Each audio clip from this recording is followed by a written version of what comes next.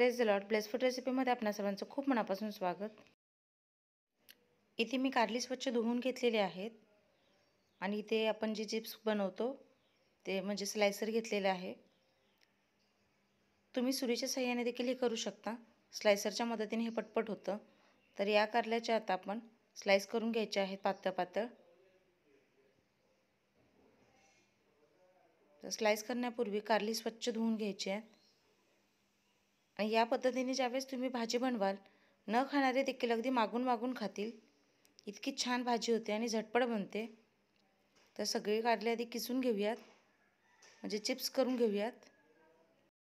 Slice करून घेतलेली कारली एका बाउलमध्ये घालायची आहेत.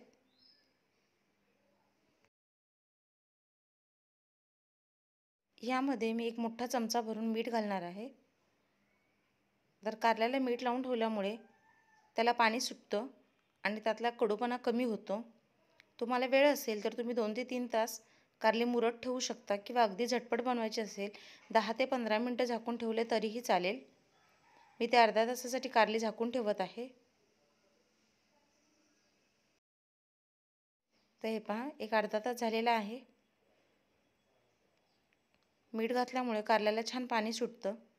आता आपल्याला काय करायचं आहे, ही जी कारली आहेत ते हाताच्या साहाय्याने अशी छान पिळून घ्यायचे आहेत. त्यातलं पाणी काढून टाकायचं आहे. या पद्धतीमुळे कारल्याचा कडूपणा कमी होतो. भाजी देखील चवीला छान लागते. तर सगळ्या कारल्यातलं पाणी मी काढून घेतलेलं आहे. तुम्हाला जर कडवटपणा आवडत असेल तुम्ही पाणी नाही काढलं तरीही चालेल.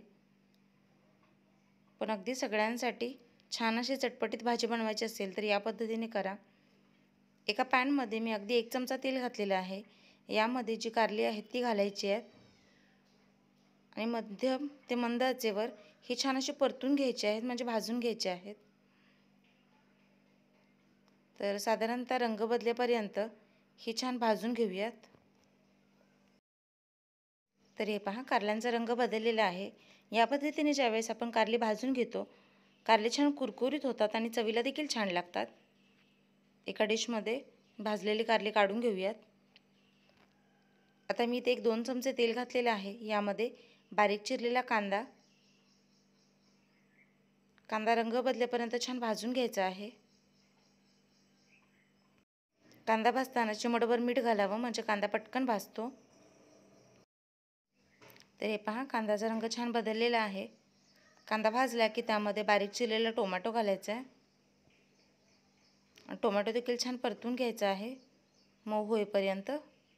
टोमॅटो देखील छान मऊसूत झालेला आहे. यामध्ये मी कोल्हापुरी कांदा लसूण चटणी म्हणजे कोल्हापुरी मसाला घालते. तुम्ही तुमचा कोणताही घरगुती मसाला घातला तरीही चालेल. मसाला घालून छान परतून घ्यायचा आहे. आता यामध्ये जी भाजून घेतलेली कारली आहेत, कारल्याचे काप ते घालायचे आहेत आणि छान मिक्स करून घ्यायचं आहे. तर आपण कारली भिजवताना मीठ घातलं होतं, त्यामुळे याला जास्तीचं मीठ घालण्याची काही गरज नाही आहे. तर वरतून मीठ घालायचं नाही आहे, कारण कारल्याला पुरेसा खारटपणा आलेला असतो. भाजी छान मिक्स करून घ्यायची आहे. आता यामध्ये अगदी 1 चिमटभर गूळ घालायचा आहे, म्हणजे गुळाचा छोटासा अगदी खडा. यामुळे देखील चव छान होते.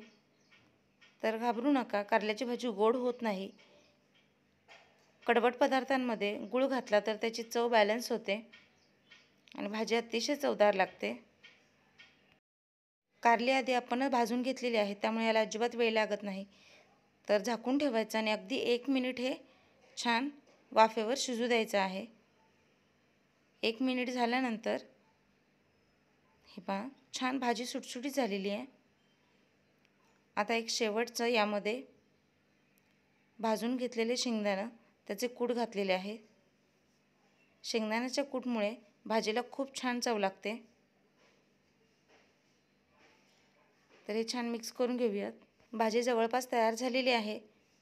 फक्त शेंगदाणे घातल्यानंतर एक 10 सेकंद झाकून ठेवायचं आणि हे पहा, मस्त चटपटीत अशी आपली कारल्याची भाजी तयार झालेली आहे.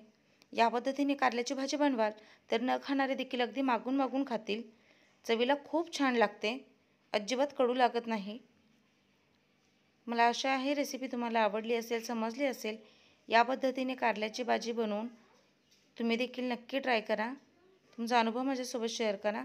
महत्त्वाचं म्हणजे चॅनलला लाईक करा, शेअर करा, सबस्क्राईब करा आणि घंटी वाजवायला विसरू नका. Bye bye.